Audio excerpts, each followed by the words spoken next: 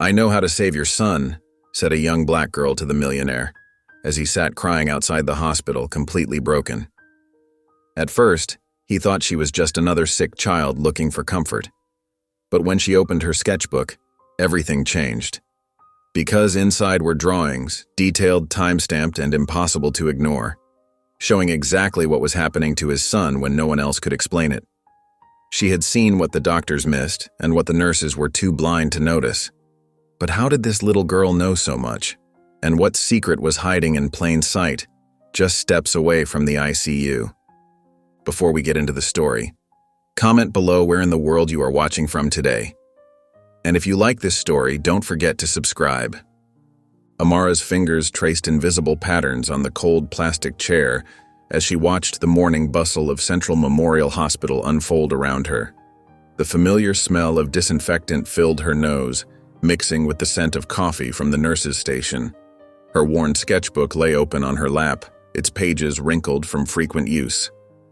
"For heaven's sake, I'm going to be late for work again," Miss Tanya muttered at the front desk, her pen scratching hurriedly across admission forms. Her sensible shoes tapped an impatient rhythm on the linoleum floor. "Amara, honey, you stay right there where I can see you." Amara nodded silently, though Miss Tanya wasn't looking. She pulled her legs up onto the chair, crossing them carefully to avoid tangling the wires from her heart monitor. The small device beeped softly under her purple t-shirt, a sound so familiar she barely noticed it anymore. The waiting room buzzed with activity. A nurse pushed a squeaking medication cart past her chair. Two doctors in white coats discussed something on a clipboard, their voices low and serious. An elderly man shuffled by with a walker, his hospital gown swishing with each step. Amara's eyes took in every detail, her hand moving almost on its own as she sketched quick lines in her book. The pencil was getting too short, its tip worn down to a dull nub, but Amara made do. She'd learned to work with what she had. The paper wasn't much better. This sketchbook had been a donation to the foster home, already half used when she got it. But it was hers, and that meant something. "Almost done here, honey," Miss Tanya called over her shoulder, now arguing with the receptionist about insurance paperwork. "Just a few more minutes." Amara's eyes drifted to the hallway outside the ICU, her favorite spot to watch. Through the large glass windows, she could see the rhythm of hospital life playing out like a silent movie. Nurses hurried between rooms, their colorful scrubs bright against the pale walls. A cleaning lady mopped the floor in slow, methodical strokes. And there, in his usual spot outside room 4, sat the man. He was there every morning when she came for her checkups, and still there when she left. Today he wore a rumpled gray suit, expensive but wrinkled like he'd slept in it. His head was bowed, dark hair falling forward to hide his face. Something about him drew her attention, maybe the way he sat so still while everything moved around him, like a rock in a rushing stream. Amara turned to a fresh page in her sketchbook. Her hand moved quickly, capturing the slope of his shoulders, the way his hands clasped together between his knees. She'd drawn him many times before, filling pages with different angles and poses, though he barely moved. There was a story in his stillness. She could feel it. A group of medical students walked past her chair, their white coats crisp and new. None of them glanced her way. Amara was used to being invisible. Sometimes it felt like the only people who really saw her were the ones in her drawings. The monitor under her shirt beeped a little faster as she focused on getting the shadows right under the man's eyes. She'd noticed they got darker each day, like bruises that wouldn't heal. Her pencil moved carefully, trying to capture that quiet sadness. "Ma'am, we still need the previous doctor's referral," the receptionist was saying to Miss Tanya. "Without it, we can't process." "I sent that form 3 times already." Miss Tanya's voice rose with frustration. "I've got a job to get to, bills to pay. I can't keep taking mornings off to sort out paperwork that should have been handled weeks ago." Amara's pencil paused. She could hear the weariness in Miss Tanya's voice, the same tone she used when talking about budget cuts at the group home or when another potential foster family chose a different child. It was the sound of someone trying their best but running on empty. The morning light shifted through the windows, casting long shadows across the waiting room floor. Amara added these to her drawing, the dark lines crossing beneath the man's feet. A nurse walked up to him, touching his shoulder gently.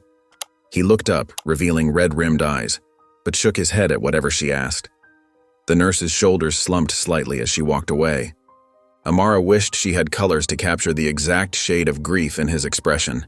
Instead, she used her pencil to shade the deep lines around his mouth, the way his tie hung loosely like he'd forgotten it was there. Finally, Miss Tanya's exclamation made Amara look up. "All right, honey, they're ready for your checkup now. Let's get you to Dr. Martinez." Amara carefully closed her sketchbook and slid off the chair. Her heart monitor beeped steadily as she followed Miss Tanya down the familiar hallway, past the ICU windows. The man didn't look up as they passed. Hours later, after blood draws and echocardiograms and the usual battery of tests, Amara sat in the same chair, waiting for Miss Tanya to finish speaking with the doctor. The waiting room had quieted, the morning rush replaced by the softer rhythms of late afternoon. The man was still there, but something had changed. His shoulders shook slightly, his face buried in his hands. Amara looked down at the sketch she'd made that morning. It wasn't perfect, her drawings never were, but she'd captured something true about him, something that made her chest ache in a way that had nothing to do with her heart condition. "Come on, Amara," Miss Tanya appeared, her work blazer now creased from the long day. "We need to get going before traffic gets bad." Amara stood, gathering her things. As they walked toward the exit, she paused by the ICU windows for one last look at the man. In the fading daylight, his grief seemed to fill the whole hallway. Without really thinking about it, she carefully tore the sketch from her book and tucked it into her bag. Maybe someday she'd find a way to give it to him. Miss Tanya's hand gently touched her shoulder. "Time to go home, honey." Amara nodded and turned away, the steady beep of her heart monitor mixing with the quiet sounds of the hospital evening. The next day, the morning sun cast long shadows across the hospital parking lot as Daniel Cole stepped out of his black Tesla. His usually pristine appearance showed signs of strain. His tailored blue shirt had a coffee stain near the cuff, and dark circles shadowed his eyes like bruises. The stubble on his jaw betrayed several days without a proper shave. A small group of reporters huddled near the entrance, cameras ready, their breath visible in the cool morning air. "Mr. Cole, any comment on the mysterious circumstances surrounding your son's condition? Is it true that Cole Technologies is developing experimental treatments for his case?" Daniel pushed past them without a word, his jaw clenched tight enough to make the muscle twitch visibly. The automatic doors whooshed open, welcoming him into the familiar sterile environment he'd called home for the past 2 weeks. The lobby's artificial lighting made his pale skin look almost gray, highlighting the hollow spaces beneath his cheekbones. He stopped at the coffee machine, feeding it a crisp bill with mechanical precision, his movements those of a man operating on autopilot. The machine whirred and gurgled, dispensing dark liquid into a paper cup. Daniel hadn't slept properly in days, but caffeine at least kept him functioning through the endless hospital hours. The coffee tasted bitter and burnt, but he barely noticed anymore. It was just fuel now, nothing more. The walk to ICU room 4 felt endless. Each step echoed in the quiet hallway as he made his way back to his post, a hard plastic chair that had become more familiar than his expensive office furniture. The nurses nodded at him sympathetically as he passed, but he barely registered their presence. Through the window, he could see Leo's still form on the bed, surrounded by beeping machines and blinking monitors, a small island in a sea of medical technology. 2 weeks. 2 weeks since his vibrant, creative 9-year-old son had slipped away into unconsciousness. 2 weeks of watching and waiting and praying to a God he wasn't sure he believed in anymore. Daniel's hands tightened around the coffee cup as he sat down, the paper crinkling under his grip, threatening to burst at the seams. Further down the hallway, Amara settled into her usual spot by the large window.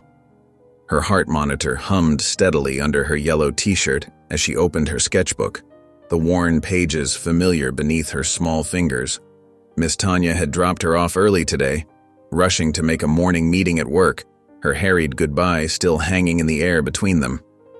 Inside the ICU, Dr. Peterson stood at Leo's bedside, frowning at the chart in his hands, his forehead creased with concern. "His numbers are still dropping," he said to Dr. Martinez, who studied the monitors with concern. her glasses perched low on her nose. "We should consider increasing the dosage on the new medication. I don't like these readings." Dr. Martinez ran a hand through her graying hair, sighing deeply. "I don't understand it. He should be responding better than this." She hesitated, then nodded slowly, resignation in her gesture. "All right, let's try a higher dose, but monitor him closely. His system is already under tremendous stress." Neither doctor noticed Amara's small figure at the window, her pencil moving steadily across the paper, capturing the moment with quiet precision. She captured the worry lines on their faces, the way Dr. Martinez's hands twisted together as she spoke, the slight shake of Dr. Peterson's head as he made notes on the chart. Gwen appeared in the doorway, her long ponytail swinging as she moved with practiced efficiency. The senior nurse carried herself with quiet authority, her blue scrubs pristine without a single wrinkle, her ID badge catching the fluorescent light as she entered the room. "I'll take care of the medication adjustment," she said, her voice calm and professional, smooth as polished stone. Amara's pencil paused, then began a new sketch, her dark eyes taking in every detail. She drew Gwen's efficient movements as she checked IV lines and adjusted monitors, the methodical way she organized the medical supplies. The nurse's face took shape on the page, sharp cheekbones, thin lips pressed together in concentration, eyes that never seemed to soften. Amara added small details, the slight tremor in Gwen's hands as she prepared the medication, the way her eyes darted to the hallway before she administered it, the momentary tightness around her mouth. Daniel sat motionless in his chair, staring at his coffee cup as if it might hold answers to questions he couldn't bear to ask. He didn't look up when Gwen exited Leo's room, didn't see her slight frown as she passed him, the way her gaze lingered on him for a beat too long. But Amara did. Her pencil captured it all, recording what others missed. The morning stretched on like taffy pulled too thin. Doctors and nurses came and went in their endless rotation. Amara filled page after page with their movements, their expressions, their patterns, her small hand never tiring. Her drawings were simple but precise, stick figures with carefully observed details that revealed more than photographs could. Dr. Martinez's crooked name tag that she kept adjusting, the scuff marks on Dr. Peterson's left shoe from where he dragged his foot slightly, the exact angle of Gwen's ponytail as she bent over Leo's fourth stand, the tension in her shoulders as she worked. Nobody paid attention to the quiet girl by the window. They walked past her like she was part of the furniture, just another shadow in the busy hospital hallway, invisible in her stillness. Even Gwen, who passed by several times that morning with her clipboard and efficient stride, never glanced her way, never noticed the dark eyes following her movements. In the waiting room later, Amara's heart monitor suddenly picked up speed, the beeping accelerating like a frightened bird's wings. She pressed a small hand to her chest, her breath catching slightly as a wave of dizziness washed over her. The erratic beeping lasted several seconds before settling back into its normal rhythm, leaving her slightly breathless but determined. She looked down at her sketchbook, flipping back through the morning's drawings with purpose in her movements. With careful concentration, she began adding numbers beneath each sketch, her tongue poking out between her teeth as she focused. The times were written in blocky, childlike numbers: 8:15 a.m., Dr. Martinez and Dr. Peterson talking by Leo's bed. 8:45 a.m., Gwen preparing medication with gloved hands. 9:30 a.m., Gwen returning with more supplies, checking the hallway first. Each timestamp was carefully recorded, creating a timeline in crayon and graphite, a record that no one had asked for but that Amara knew mattered. Her hand moved methodically, marking each observation with the precision of someone much older than her 7 years, someone who understood patterns and their importance. The beeping of her heart monitor steadied as she worked, matching the quiet rhythm of the hospital around her, a metronome keeping time as she documented what everyone else had missed. Sometime later, a nurse hurried past Amara, her shoes squeaking against the polished floor. The sound barely registered with the young girl as she sat cross-legged by the window, her worn sketchbook balanced carefully on her knees. Her braids swung forward as she bent over her work, adding careful details to her latest drawing. The pages of her sketchbook told a story in simple lines and careful timestamps. Page after page showed Gwen entering room 4, each scene marked with the same time, 9:45 a.m. Amara's small fingers traced over the drawings, checking each detail. The exact tilt of Gwen's head, the way she always carried the medication tray, how she glanced left and right before entering. Daniel Cole appeared in many sketches too. His figure was always the same, shoulders curved inward, head bowed, sitting alone in that hard plastic chair. Amara captured the growing stubble on his jaw, the wrinkles deepening in his expensive shirts, the coffee cups that accumulated by his feet as the days passed. Down the hall, voices drifted from a conference room. Amara recognized Dr. Martinez's tone and Miss Tanya's tired sigh. She quietly closed her sketchbook and padded closer to the partially open door, her heart monitor humming softly beneath her favorite yellow t-shirt. "The waiting list for charity cases is quite long," Dr. Martinez was saying. "Amara's condition, while serious, isn't immediately critical. We have to prioritize emergency cases." "But she needs this surgery," Miss Tanya protested. Her voice carried the weight of too many similar conversations. "She's been waiting for months already." "I understand your frustration," another doctor chimed in, his tone professionally detached. "But these are our guidelines. We'll continue monitoring her condition and adjust her position on the list if anything changes." Amara settled against the wall outside the conference room, opening her sketchbook to a fresh page. Her pencil moved across the paper, creating a small figure she knew well, herself. She drew her heart carefully, filling in only half of it with careful strokes. The monitor under her shirt beeped steadily as she worked, marking time like a quiet metronome. A sudden commotion erupted across the hall. Alarms blared from Leo's room, their harsh sound shattering the hospital's routine rhythm. Doctors and nurses rushed past Amara, their shoes squeaking on the floor. She pressed herself against the wall, making herself smaller as they hurried by. "He's seizing," someone called out. "Get Dr. Peterson in here now." Through the chaos, Amara's eyes found the clock on the wall, 10:45 a.m. Her gaze dropped to her sketchbook, to the drawing she'd made that morning. Gwen entering room 4 at 9:45 a.m., medication tray in hand. The same time as every other day. She added the current time beneath her latest sketch, her numbers careful and precise. Daniel burst through the stairwell door, coffee splashing from the cup in his hand. His face had gone chalk white as he watched the medical team working on his son. A nurse gently but firmly kept him from entering the room, her words lost in the noise of machines and urgent voices. Hours later, when the hospital corridors had grown quiet and dark, Amara slipped out of her bed in the pediatric ward. Her bare feet made no sound on the cool floor as she made her way to ICU room 4, her sketchbook clutched to her chest. The heart monitor she wore whispered soft, steady beeps in the darkness. Daniel stood outside his son's room, his voice raised but strained. "What do you mean you don't know what caused it? This is the best hospital in the city. How can everything be idiopathic?" The doctor, someone Amara hadn't drawn before, spread his hands helplessly. "Mr. Cole, we're running every test we can. Sometimes these complications arise without clear cause. We're doing everything possible." "Everything possible?" Daniel's laugh held no humor. "My son was getting better. Then suddenly he wasn't. Now this. And all you can tell me is it's idiopathic." Amara settled into her usual spot by the window, hidden in the shadows. Her pencil found a fresh page, and she carefully wrote the new word, idiopathic.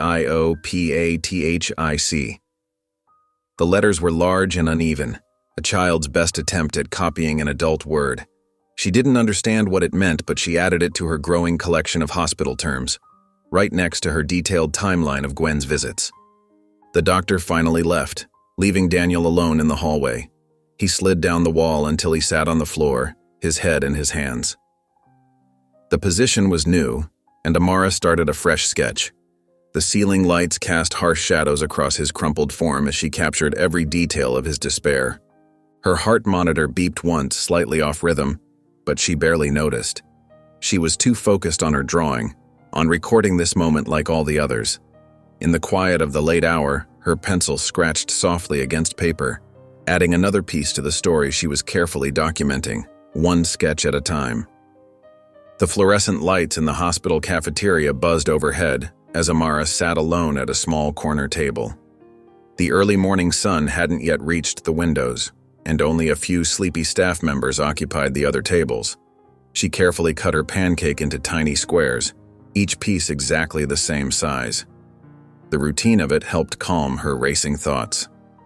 Her heart monitor beeped steadily under her fresh hospital gown, pale blue today, with tiny white dots that reminded her of stars. The sketchbook lay beside her tray, its corners worn smooth from constant handling. She'd woken up early, her mind full of the patterns she'd been watching for weeks. When she finished eating, Amara gathered her things with careful precision. The tray felt awkward in her small hands as she tried to balance it while keeping her precious sketchbook tucked safely under her arm. She made her way slowly back to the waiting area, taking each step deliberately to avoid spilling.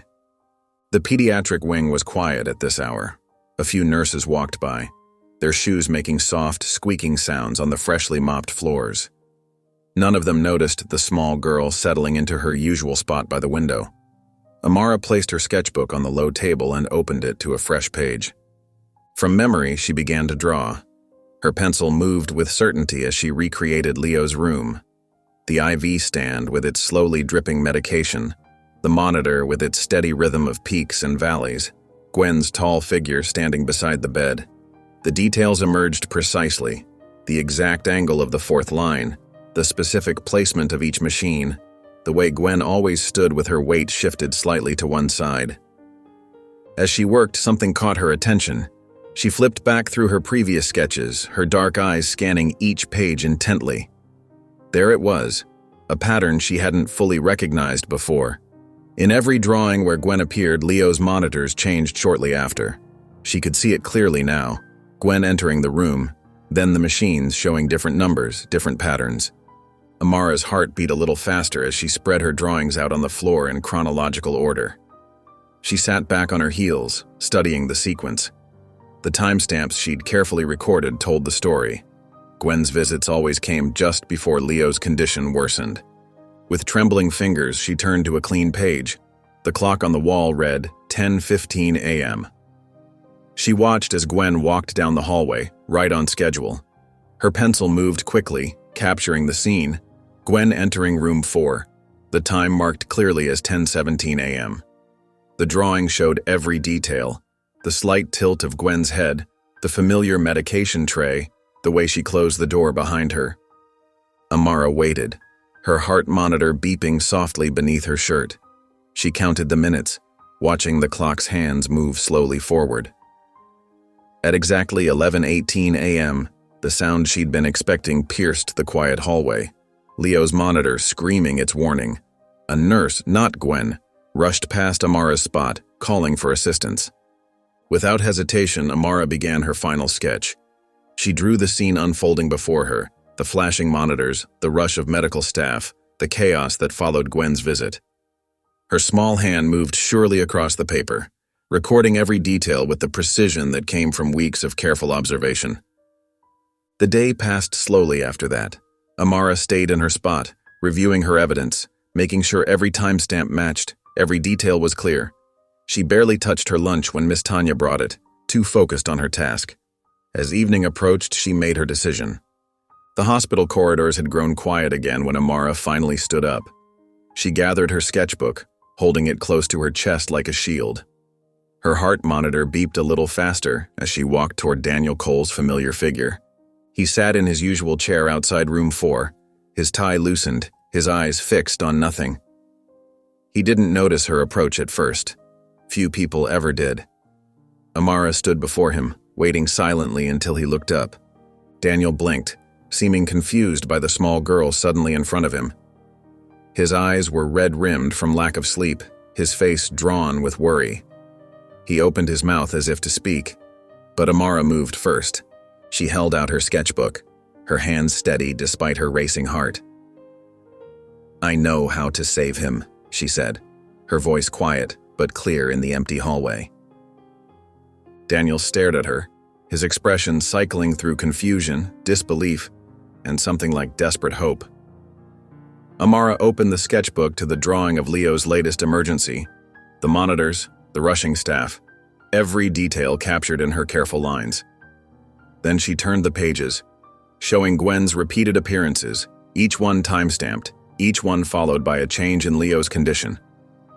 The pattern was there in black and white, impossible to ignore once you saw it.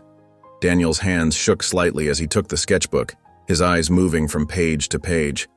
He looked like he couldn't decide whether to laugh, cry, or believe what this silent child was showing him.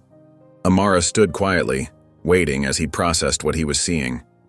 Her heart monitor kept its steady rhythm, marking time as Daniel Cole's world shifted on its axis, all because of a little girl's drawings and her careful attention to detail. Daniel's hands trembled as he studied each page of Amara's sketchbook. The fluorescent lights above cast harsh shadows across the detailed drawings, making them seem even more stark and revealing. He pulled out his phone, opening the notes he'd kept of Leo's medical timeline, and began comparing them to the timestamps in Amara's careful, blocky handwriting. From her spot in the waiting area, Amara watched him intently.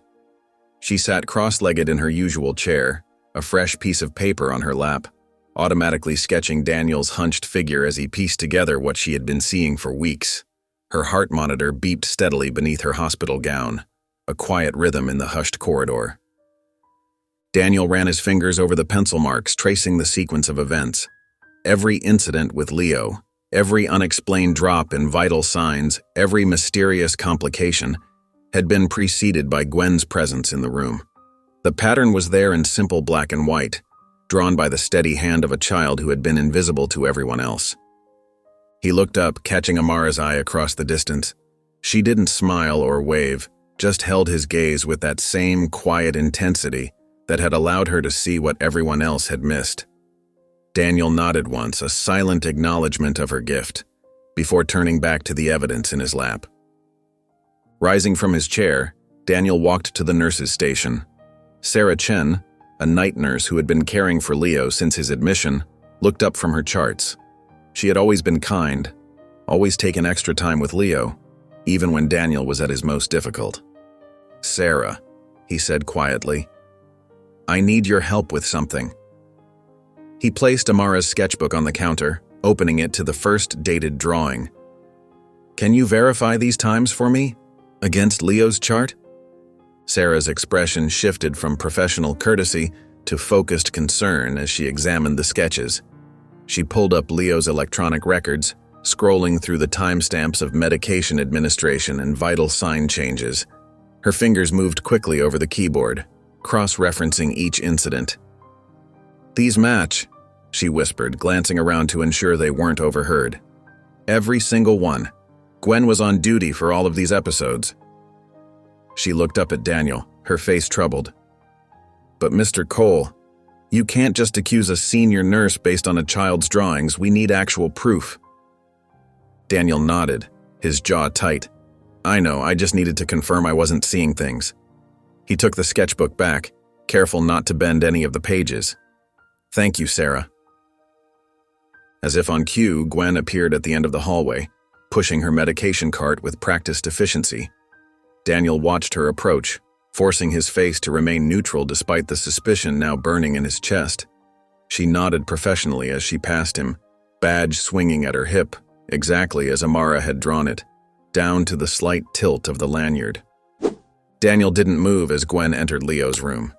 He stood at the nurse's station, pretending to review some papers while actually counting the minutes.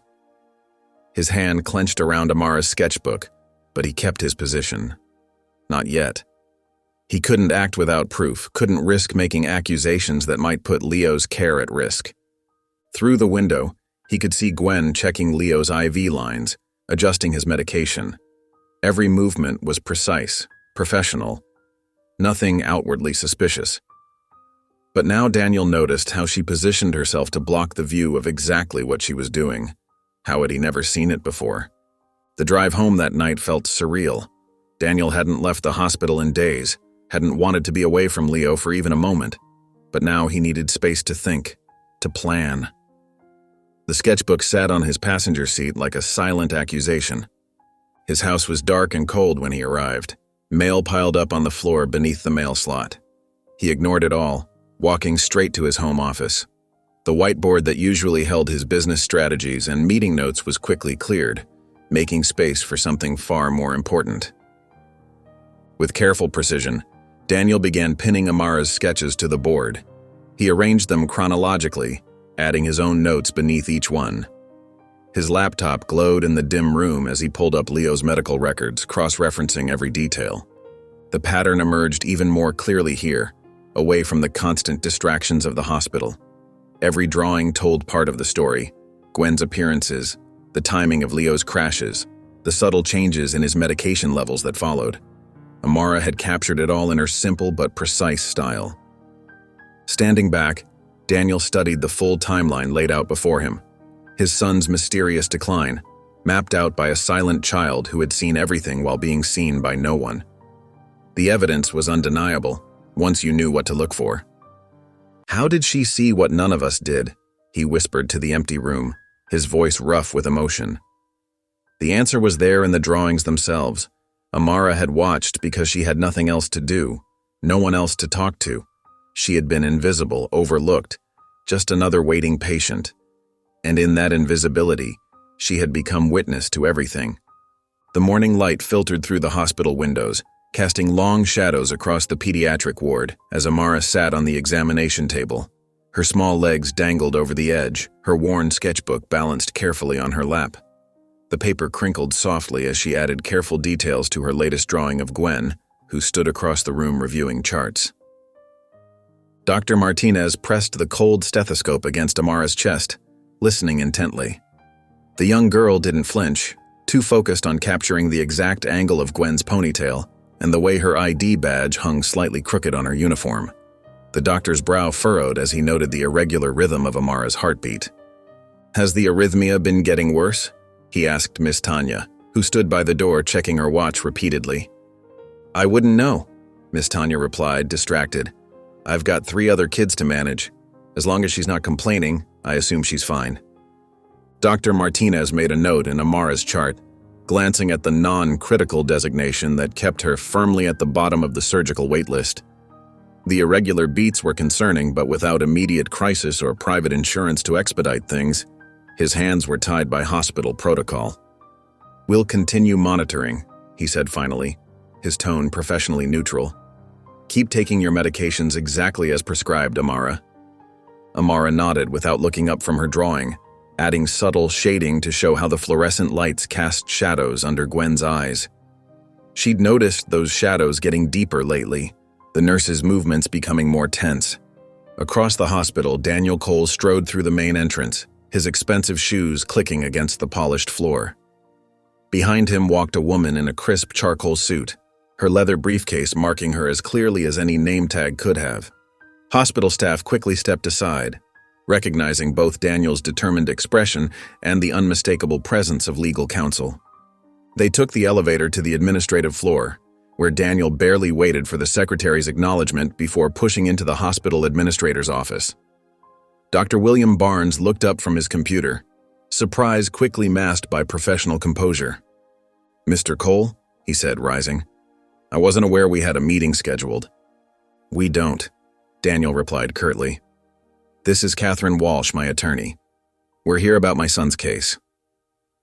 Dr. Barnes's smile tightened almost imperceptibly. "Perhaps we should discuss this privately." "I want a full audit of Leo's medication records," Daniel interrupted. "Every dose, every administration time, every person who's had access to his IV lines, everything." The administrator's chair creaked as he leaned back, studying Daniel carefully. "Mr. Cole, I understand your frustration, but targeting our staff with unfounded accusations could create serious legal issues, not to mention the PR nightmare for everyone involved." "PR nightmare?" Daniel's laugh held no humor. "I can show you a PR nightmare. One call to my foundation's media department about how this hospital is blocking an investigation into suspicious patterns in my son's care." "Now let's not be hasty," Dr. Barnes held up his hands placatingly. "We take all concerns about patient care seriously, but these are delicate matters." Catherine Walsh opened her briefcase, removing a thick folder. "We've already compiled initial documentation showing concerning correlations between specific staff interactions and declining patient vitals. The hospital's liability in ignoring these patterns? Fine, Dr. Barnes cut in, reaching for his phone. I'll authorize an internal review. Quiet, discreet, and following all proper protocols. Full access to all records, Daniel insisted, including staff schedules and medication logs. Of course, the administrator nodded, though some of our more senior staff members, like Nurse Holloway, have additional privacy protections in their contracts. We'll have to work around. No, Daniel's voice was steel. Everyone involved in Leo's care gets reviewed. No exceptions. Dr. Barnes's jaw worked silently for a moment before he nodded again, more stiffly this time. I'll have our compliance team begin immediately. But Mr. Cole, he added as Daniel turned to leave, if these accusations prove unfounded, the hospital will have to take appropriate action to protect our staff's reputations. Daniel paused at the door. When you see what we've found, reputation will be the least of your concerns. The day stretched into evening, the hospital's rhythms shifting as the night staff began arriving. In the ICU break room, Gwen sat with her usual cup of tea, reviewing her patient notes for shift handover. Her colleague Sandra slipped into the chair across from her, glancing around before leaning forward. Hey, Sandra whispered. You might want to know. There's some kind of review happening. I overheard Barnes talking about pulling medication records, focusing on the Cole kids case. Gwen's hand stilled over her paperwork, but her face remained carefully blank. Reviews happen all the time, she said mildly. Yeah, but this one's different. They're looking at staff files too. Someone's really digging. Setting down her pen, Gwen stood and walked to the ICU window. Through the glass, she could see Leo's still form, unchanged despite weeks of her careful adjustments. Her reflection stared back at her, professional mask firmly in place even as her mind raced through implications and possibilities. In the waiting room, Amara sat in her usual spot. A fresh page opened before her. Her pencil moved steadily across the paper, capturing Gwen's rigid posture, the slight tremor in the hand that pressed against the window glass. She drew the shadows deeper now, the nurse's reflection overlapping with Leo's monitors in the glass. The heart monitor under Amara's hospital gown beeped quietly, marking time as she added another timestamp to the corner of her drawing. She might not understand all the grown-up words being whispered in hallways and offices, but she understood patterns. And this pattern, like all the others she'd drawn, was clear as day to her observant eyes. Hours later, the afternoon sun cast long shadows through the hospital windows as Amara sat cross-legged on the floor near the ICU. Her sketchbook lay open before her, pencil moving with practiced precision across the paper. She watched intently as Gwen disappeared into the supply room, capturing every detail, the slight hesitation in the nurse's step, the way she glanced over her shoulder before entering. Amara's small hand carefully wrote the time in the corner of her drawing, 2:14 p.m. The numbers were blocky but neat, each digit precise despite her young age. She had just finished marking the final digit when something felt wrong. Her fingers began to tremble, the pencil wavering against the paper. The first wave of pain hit her chest like a fist squeezing her heart. Her breath caught, shallow and quick. The pencil slipped from her grasp, rolling across the linoleum floor with a soft clatter. She pressed her hand against her chest, feeling the erratic rhythm beneath her hospital gown. The hallway seemed to tilt sideways. Colors blurred together. The stark white walls, the blue scrubs of a passing orderly, the harsh fluorescent lights overhead. Amara tried to reach for her sketchbook, but her arms felt too heavy. The last thing she saw was her drawing of Gwen, the graphite lines swimming before her eyes. "Hey, we need help over here." A medical assistant who had been restocking supplies rushed forward as Amara slumped against the wall. Her small body crumpled to the floor, dark braids splaying across the cold linoleum. Within seconds, the quiet hallway erupted into controlled chaos. Two nurses sprinted from the nearby station, their shoes squeaking against the floor. "Get a gurney!" one called out, dropping to her knees beside Amara. She pressed 2 fingers against the girl's neck, counting the rapid, irregular pulse. The gurney appeared quickly, wheels rattling against the floor tiles. Gentle hands lifted Amara's unconscious form onto the white sheets. Her sketchbook fell open as they moved her, pages fluttering. One of the nurses scooped it up, tucking it beside the small patient. As they rushed Amara down the hallway, Daniel Cole stepped out of the elevator, coffee cup in hand. He froze at the sight of the familiar little girl on the gurney, the one whose drawings had given him hope, whose quiet observations might save his son. Without hesitation, he turned and followed the medical team. They took her to a room in the pediatric ward, efficiently transferring her to a bed and attaching monitors. Daniel stood in the doorway, watching as they worked. The steady beeping of machines filled the room, marking each uneven beat of Amara's heart. "BP's stabilizing," a nurse announced after several tense minutes.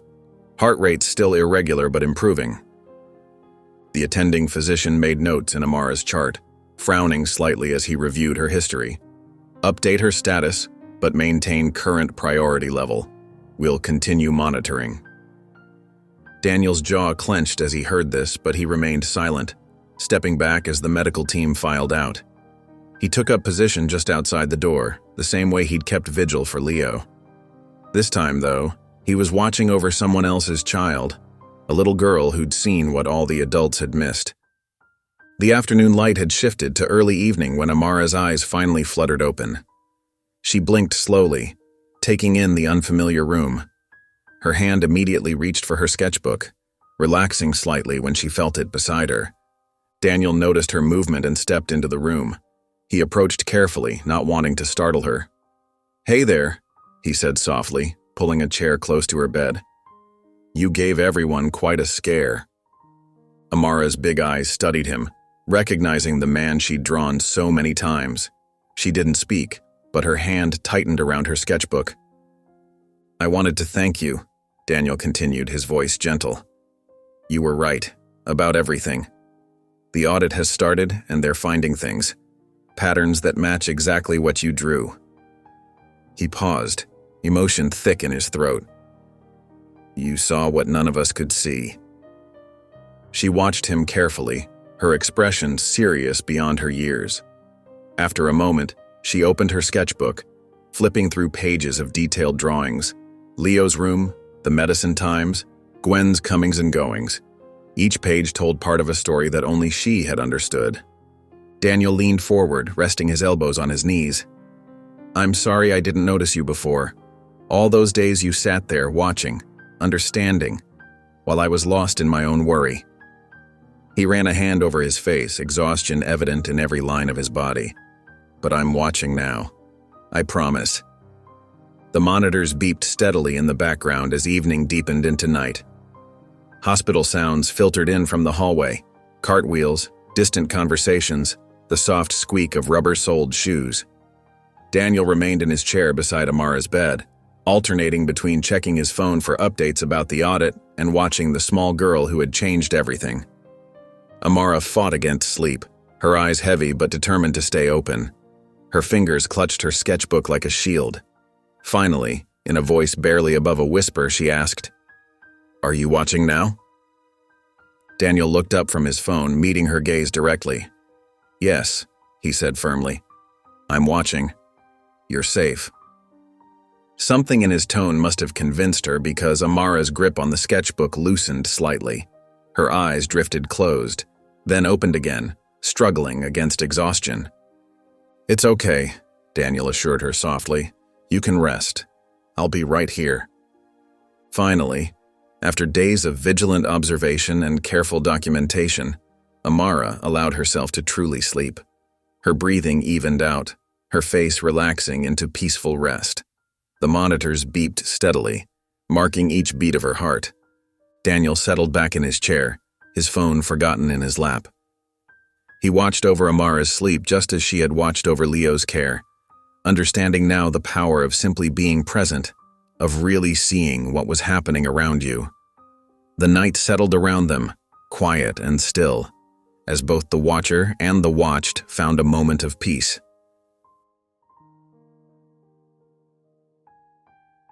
The morning light filtered through the hospital windows as Gwen smoothed her pristine white uniform and clipped her ID badge to her collar. Her movements were precise, practiced, the same routine she'd followed for 20 years. But something felt different today. The air itself seemed charged with an unfamiliar tension. As she walked down the pediatric wing's main corridor, she noticed the subtle shifts. A junior nurse she'd mentored last month quickly turned down another hallway when she saw Gwen approaching. The usual morning greetings from other staff members were muted or absent entirely. Even the cleaning staff seemed to avoid eye contact. Gwen's steps faltered slightly as she passed the administrative offices. Through the glass walls, she saw Daniel Cole speaking in low tones with Dr. Martinez, the chief of pediatrics, and Sharon Williams from hospital administration. Their faces were serious, and Daniel held what looked like a thick manila folder. She forced herself to keep walking, maintaining her professional composure even as her heart rate quickened. Years of experience helped her maintain an outward calm, though her hands felt cold and slightly damp. She'd weathered investigations before. She knew how to handle scrutiny. At the nurse's station, Gwen logged into her terminal to begin her morning rounds. The familiar screen loaded, but when she tried to access Leo Cole's medication chart, a red message flashed. Access restricted. Supervisor authorization required. She clicked through several other charts, all locked.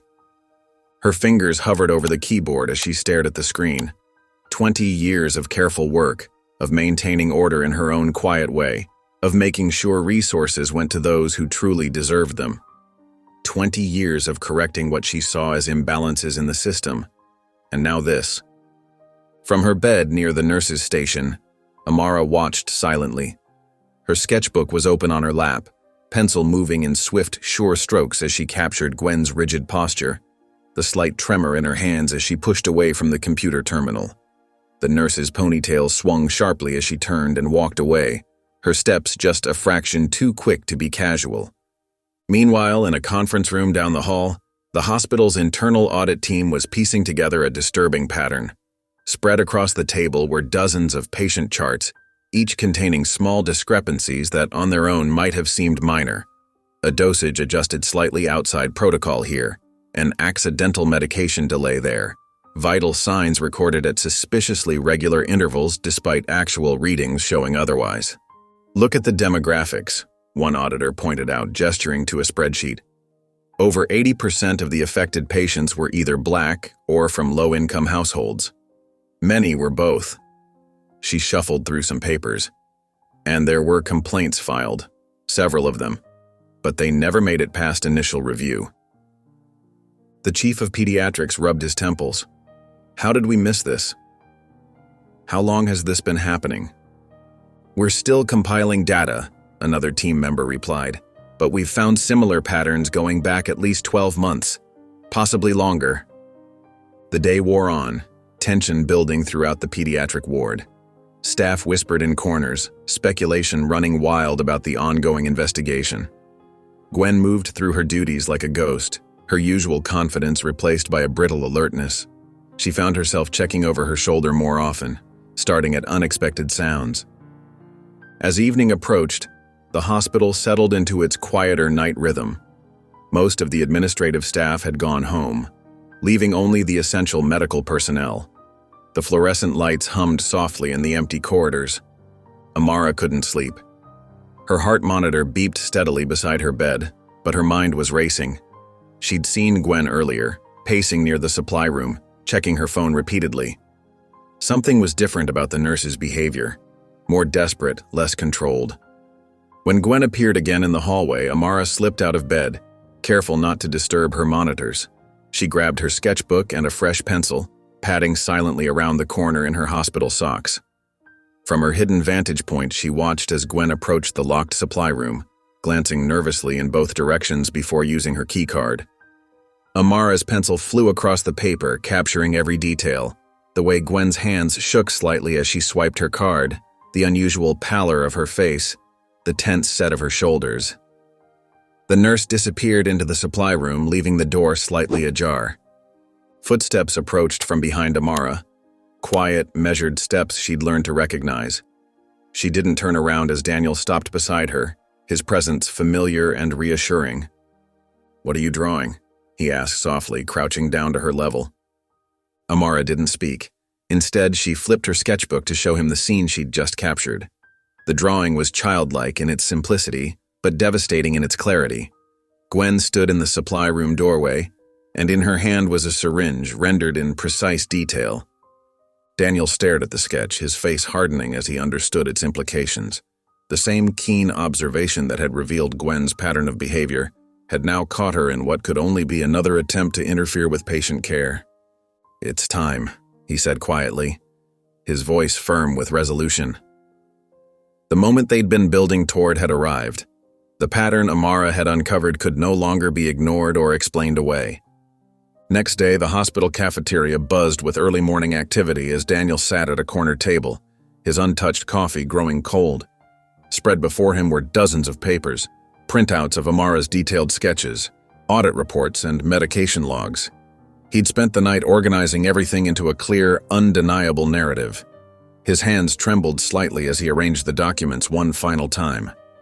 Through the cafeteria's large windows, dawn painted the sky in soft pinks and purples. Hospital staff filtered in and out, some ending their night shifts, others just beginning their day. Daniel checked his watch. 6:45 a.m. The meeting was scheduled for 7 a.m. He gathered the papers carefully, sliding them into a leather portfolio. Each sketch told part of the story. Amara's careful documentation of Gwen's movements, the timestamps matching perfectly with Leo's declining health. The audit team's findings had only confirmed what the little girl had somehow seen weeks ago. At precisely 7 a.m., Daniel entered conference room B on the administrative floor. Dr. Martinez, the chief of pediatrics, was already there, along with Sharon Williams from administration and 2 members of the hospital's legal team. Their faces were grave as Daniel took his seat. "Thank you for meeting so early," Daniel began, his voice steady despite his exhaustion. He opened his portfolio and started laying out documents. "What I'm about to show you isn't just about my son anymore. This goes deeper than I initially thought." He began with Amara's first sketches, the ones showing Gwen's repeated entries into Leo's room at specific times. Beside each drawing, he placed printouts of Leo's vital signs, showing the correlation between Gwen's presence and his son's deterioration. "These drawings were made by a 7-year-old girl," Daniel explained, watching their faces carefully. "A child who spent weeks being ignored by almost everyone in this hospital, even as her own heart condition worsened. But she saw what none of us did." Dr. Martinez leaned forward, adjusting his glasses as he studied the timestamps on the sketches. "These times," he said slowly, "they match perfectly with the irregularities we found in the medication logs." "Exactly," Daniel replied, pulling out more documents. "And it's not just Leo. Look at these patterns from the past year." Sharon Williams spread out the audit reports, her expression darkening as she read. "The demographic data is concerning," she said carefully. "The affected patients were predominantly from minority or low-income backgrounds." "Concerning is an understatement," Daniel said firmly. "This shows systematic targeting. Gwen Holloway has been manipulating care based on her own biases, and the hospital's oversight failed to catch it." The legal team exchanged worried glances. One of them, a sharp-featured woman in her 50s, spoke up. "Mr. Cole, while these correlations are troubling, we need absolute proof before we can take action. Accusations against a long-term staff member." Daniel cut her off by placing another set of documents on the table. "Here are the medication logs showing unauthorized adjustments to dosages, all traced back to Gwen's access codes. And here," he added, laying down more papers, "are the original prescription orders that don't match what was actually administered." Dr. Martinez picked up one of the logs, his initial defensiveness fading as he studied the numbers. The room fell silent except for the sound of papers being shuffled and examined. "We need to suspend her immediately," Sharon Williams said finally. "No," Daniel replied, surprising them. "Not yet. If we suspend her now, we might never prove the full extent of what she's done. We need to catch her in the act." The legal team shifted uncomfortably, but Dr. Martinez nodded slowly. "You're suggesting we maintain her access temporarily, under surveillance?" "Exactly. Set up cameras in the medication room, monitor her computer access, watch her every move. She knows we're investigating, but she doesn't know how much we know. People like this, they can't help themselves. They need to maintain control." Meanwhile, several floors below, Amara lay in her hospital bed, propped up against several pillows. Her heart monitor beeped steadily, though her readings were still concerning. The morning sun streamed through her window, warming her blankets as she worked in her sketchbook. Her latest drawings tracked Gwen's movements from the past 12 hours. The nurse's behavior had changed subtly. More furtive glances, longer pauses at the medication cabinet, unusual routes through the ward that avoided security cameras. Amara captured every detail without being asked, her sharp eyes missing nothing. A nurse, not Gwen, came to check Amara's vitals. The girl didn't look up from her sketching, but she was aware of everything. The nurse's gentle hands checking her pulse, the quiet note-taking, the concerned frown at her heart readings. As evening approached, the pediatric ward settled into its night routine. Daniel stood in the observation room adjacent to Leo's ICU suite, hidden behind one-way glass. The room was dark except for the glow of monitors showing multiple camera feeds. Leo's room, the hallway, the medication storage area. His son lay motionless in the hospital bed, surrounded by machines that beeped and hummed. 9 years old, and so still. Daniel pressed his hand against the glass, fighting back the emotion that threatened to overwhelm him. Movement on one of the monitors caught his attention. Gwen had entered Leo's room, her steps purposeful but cautious. She checked the corridor before closing the door behind her, but didn't notice the newly installed cameras tracking her every move. Daniel watched the live feed intently as Gwen approached Leo's bed. She checked his chart, made some notes, then glanced around once more. Her hand moved to her pocket, emerging with something that made Daniel's breath catch in his throat: a syringe. The monitoring equipment captured every moment in high-definition clarity as Gwen held the unauthorized syringe, her face a mask of professional detachment. Other nurses passed by in the hallway, pretending not to notice anything unusual, just as they'd been instructed. In the dimly lit security room, multiple screens cast a blue glow over the faces of those gathered to watch. Daniel stood closest to the monitors, his shoulders tense as he observed Gwen's movements. Dr. Martinez and the 2 hospital administrators remained a few steps behind, their expressions grim. On the main screen, Gwen moved with practiced efficiency around Leo's bed. Her actions appeared routine, checking vitals, adjusting equipment, making notes on his chart. The monitor showed Leo's condition as stable, his vital signs steady and unchanged. "Watch her left hand," Daniel whispered, pointing to one of the screens. Gwen glanced at the door, then reached into her pocket. The syringe appeared in her hand, partially concealed by her palm as she moved toward Leo's IV line. Her movements were smooth, practiced, the confidence of someone who had done this many times before. Dr. Martinez leaned forward, his face illuminated by the screen's glow. "There's no scheduled medication for this time," he confirmed quietly. "Nothing authorized." They watched as Gwen carefully inserted the syringe into Leo's IV port. Her face showed no emotion, just cool, professional detachment as she began to depress the plunger. The security footage captured every detail in crystal clarity. Daniel's hand tightened on the back of his chair. "Now," he said firmly. Dr. Martinez spoke into his radio, giving the signal. Within seconds, the quiet scene on the monitor erupted into action. The ICU room's door burst open as security officers and medical staff rushed in. Gwen jumped back from Leo's bed, the partially used syringe still in her hand. "Step away from the patient," one of the security officers commanded. Gwen's professional mask cracked slightly, her eyes widening with surprise before she quickly composed herself. "It's not what it looks like," she said, her voice steady but higher than usual. "I was just adjusting his prescribed medication." "We know that's not true, Nurse Holloway," Dr. Martinez said as he entered the room. He nodded to a security officer who carefully took the syringe from her hand, securing it as evidence. "We have the medication logs. We know about the unauthorized adjustments." Gwen's face hardened. "The system logs are obviously flawed," she said dismissively. "I've been saying for months that the tracking software needs updating. You can't seriously believe—" "It's not just the logs," Daniel interrupted, stepping into the room. He held Amara's sketchbook in his hands. "We have documentation of your patterns. Every unauthorized entry, every tampering incident, all recorded with perfect timestamps. Gwen's eyes flickered to the sketchbook, confusion crossing her face. "What are you talking about? What documentation?" Daniel opened the sketchbook, displaying page after page of Amara's detailed sketches. Each drawing showed Gwen entering Leo's room, with times and dates carefully noted in a child's handwriting.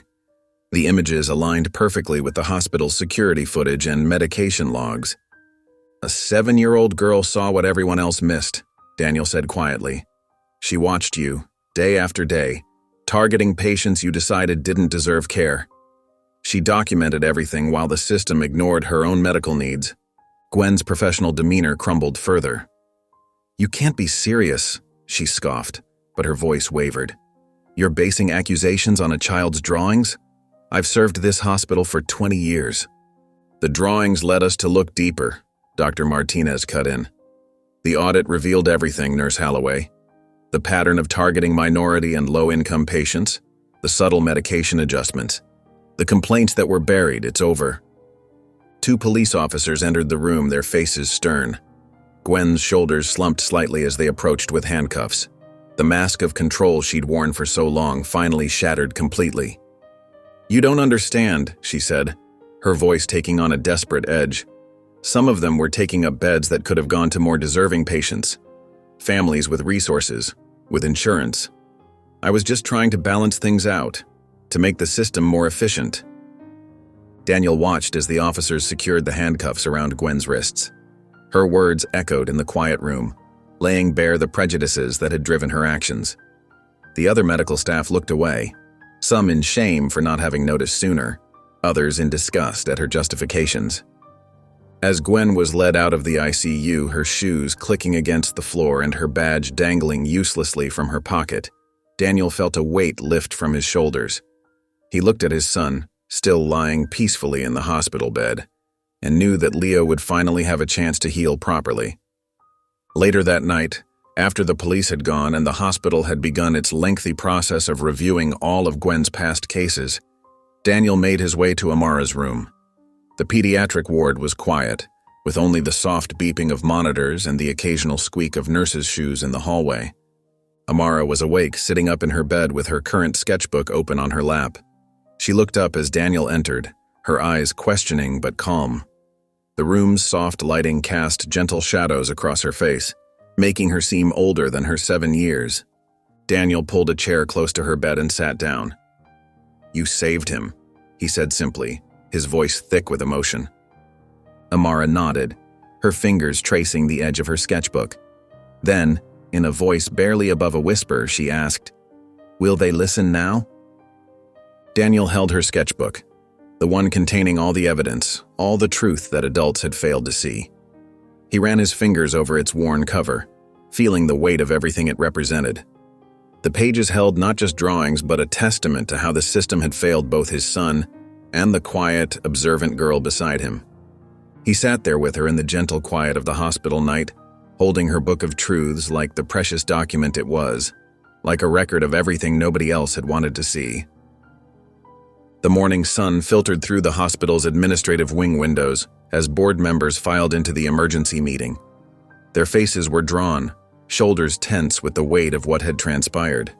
News of Gwen's arrest spread through the corridors like wildfire, carried in hushed whispers and shocked expressions. Dr. Reeves, the hospital administrator, stood at the head of the conference table, his normally confident posture diminished. "We're facing a serious breach of trust," he began, his voice heavy. "One of our most senior nurses has been systematically targeting vulnerable patients. We need to address this immediately and transparently." Outside in the hallways, nurses huddled in small groups during their breaks, their conversations punctuated with disbelief. "I worked with her for 10 years, one whispered, shaking her head. "How did we not see it?" By mid-morning, the waiting room began filling with familiar faces. Black families who had previously brought concerns about their children's care returned, holding folders of documentation and years of dismissed complaints. Their expressions were a mix of vindication and lingering pain. Mrs. Thompson, clutching her grandson's medical records, approached the front desk. "I told you something was wrong with my Marcus's care 2 years ago," she said firmly. Nobody would listen. Now I want answers. The hospital's legal team worked quickly to establish a formal review process. They set up a dedicated hotline and began scheduling interviews with affected families. The gravity of the situation grew heavier with each new revelation. In his office, Dr. Martinez, the pediatrician who had worked closely with Gwen, sat staring at his resignation letter. His hands trembled slightly as he remembered the Williams family's complaint from 3 years ago. They had insisted something was wrong with their daughter's treatment. He had dismissed their concerns, vouching for Gwen's professionalism instead. When the investigation team came to interview him, Dr. Martinez's voice cracked. "I didn't believe them." "I believed her," he admitted, pushing a folder across his desk. "Here's everything I remember about that case. I should have looked deeper." The investigation team worked methodically through old files and electronic records. 8 separate complaints emerged from Black families over the past 3 years. Each one had been either dismissed or mysteriously lost in the system. The pattern was undeniable now, highlighted in stark black and white on their spreadsheets. Meanwhile, on the pediatric floor, a remarkable transformation was taking place in Amara's care. Dr. Sarah Chen, a leading pediatric cardiologist, reviewed her file personally. She sat on the edge of Amara's bed, speaking directly to the young girl rather than over her head to the adults in the room.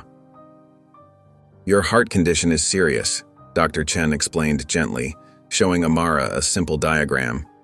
"But it's also treatable. We're going to move you up our surgery list. No more waiting." Miss Tanya, Amara's foster guardian, dabbed at her eyes with a tissue. "All this time," she said, her voice thick with emotion, "we just needed someone to actually look at her case." The hospital's surgical coordinator arrived with new paperwork, officially changing Amara's status from non-urgent to priority. The surgery was scheduled for the following week. For the first time since entering the hospital system, Amara received the full attention and care she deserved. Late that afternoon, Daniel found himself in the hospital chapel.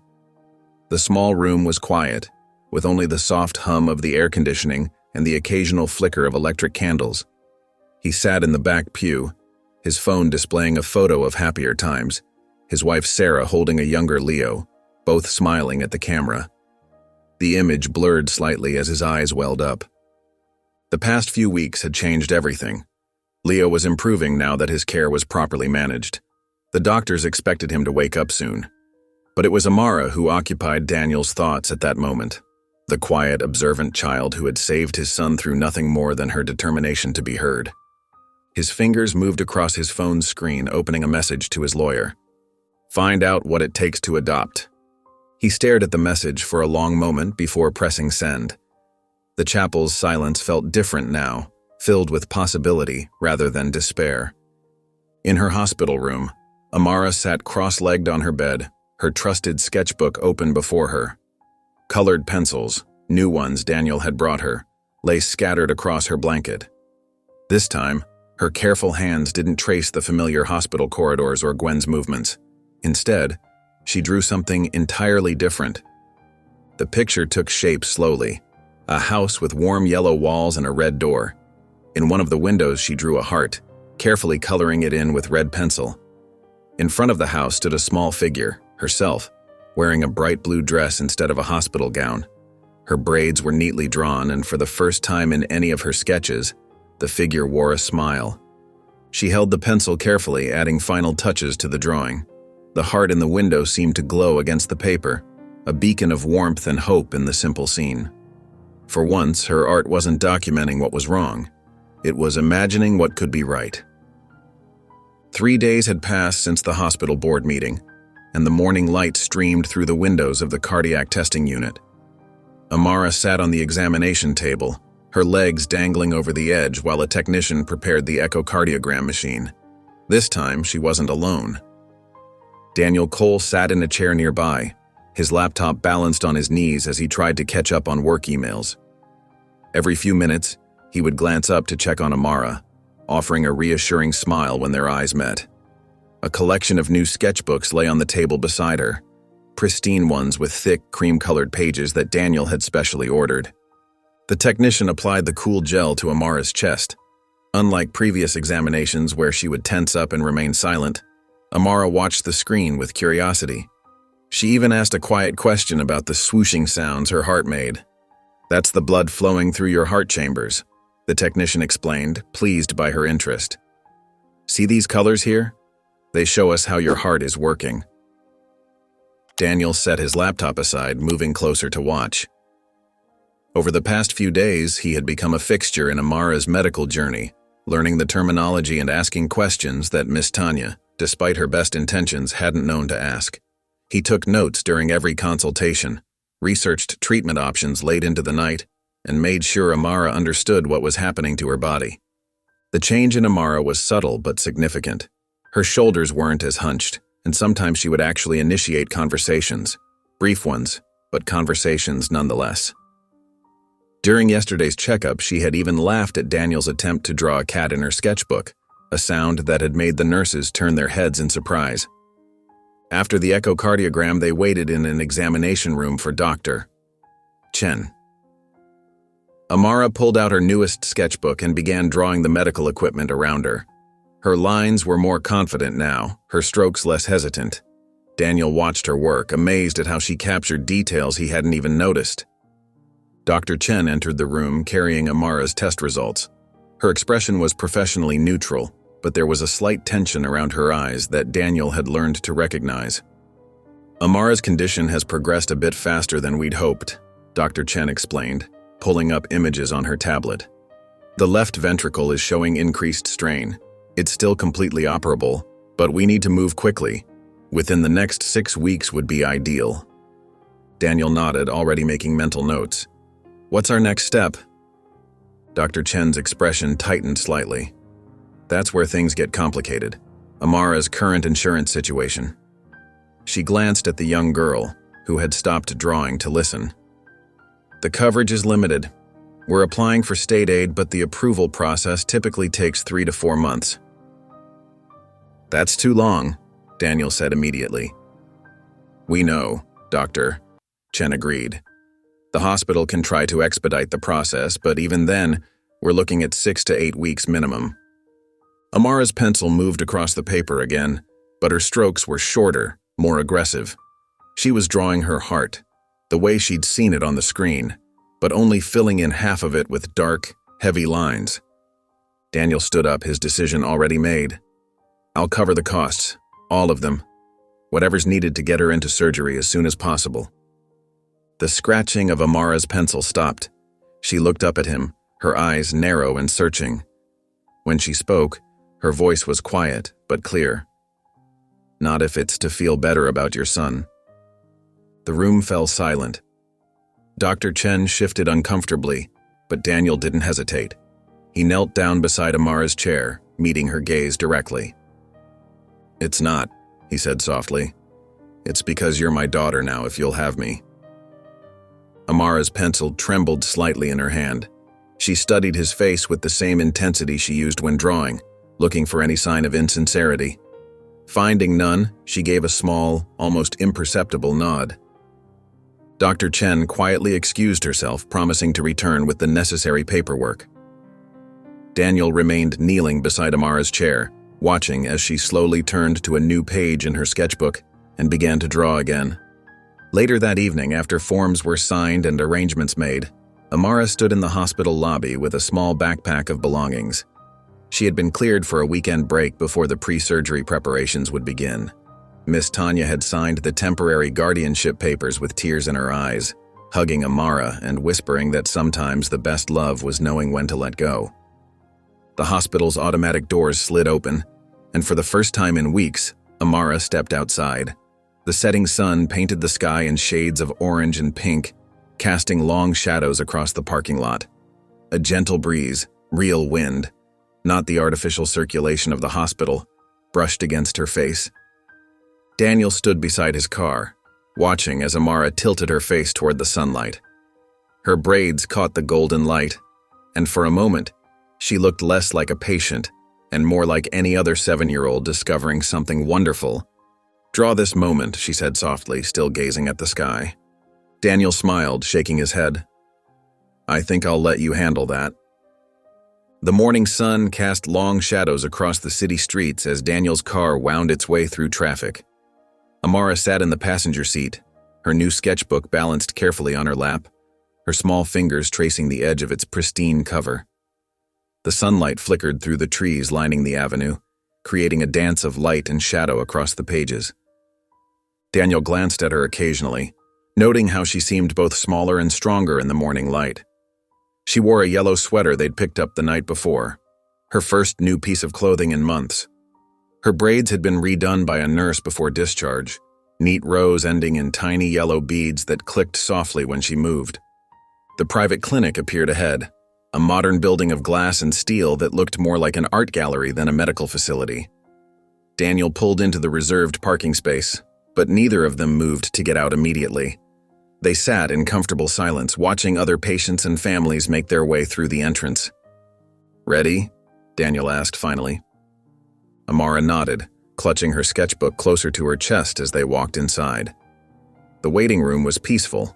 Soft music played from hidden speakers, and the walls displayed colorful abstract paintings.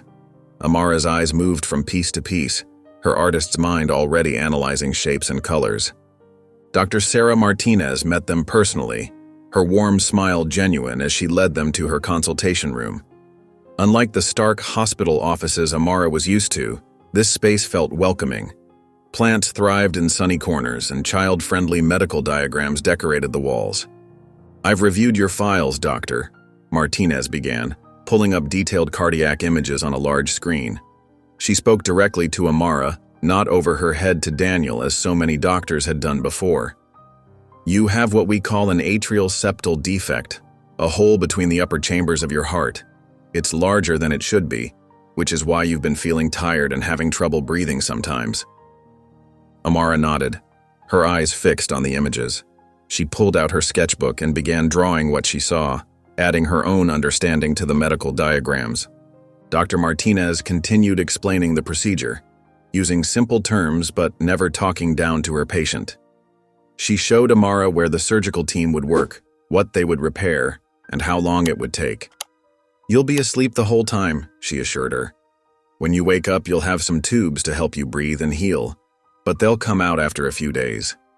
Daniel spread out the paperwork he'd brought: legal guardianship documents, insurance transfers, surgical consent forms. His pen moved efficiently across each page, but he paused whenever Dr. Martinez explained a particular risk or recovery requirement, making sure both he and Amara understood completely. As Dr. Martinez reviewed the proposed surgery date for the following week, Amara spoke up for the first time since entering the office. Her voice was soft, but clear. "Before the surgery, I want to go see Leo. Just once." Daniel's pen stopped moving. He looked at his soon-to-be daughter, understanding in his eyes. "Of course." They finished the consultation, scheduled the surgery, and headed back to the hospital. The afternoon sun had turned golden by the time they arrived. The familiar corridors felt different now, less threatening, more like a place of transition than confinement. Leo's room in the pediatric ward was bright with evening light. He'd been moved from the ICU 3 days ago, after finally stabilizing in the wake of Gwen's arrest. When Amara stepped inside, her steps were careful but not hesitant. Leo was awake, propped up slightly on pillows. His face was pale and thin from his ordeal, but his eyes were alert. He watched curiously as Amara approached his bed, Daniel hanging back in the doorway to give them space. "Hi," Leo said softly, his voice still rough from the breathing tube's removal. Amara didn't respond verbally. Instead, she reached into her sketchbook and carefully tore out a page. The drawing was simple, but full of hope. 2 children holding bright balloons, standing in front of a hospital building. One was clearly Leo, the other herself. Unlike her previous hospital sketches, full of shadows and tension, this one was filled with light and color. Leo took the drawing with slightly shaky hands, studying it carefully. A small smile touched his lips, the first real one since waking up. "You're the one who helped my dad," he said. It wasn't a question. Amara nodded, perching carefully on the edge of his bed. She opened her sketchbook to a fresh page and began to draw. Leo watched, fascinated, as she captured the current moment. The two of them sitting together, the evening light streaming through his window, Daniel watching from the doorway. They sat in comfortable silence, the only sound the soft scratch of Amara's pencil against paper. Eventually, Leo's eyes began to droop with tiredness, but his hand still held onto the balloon drawing.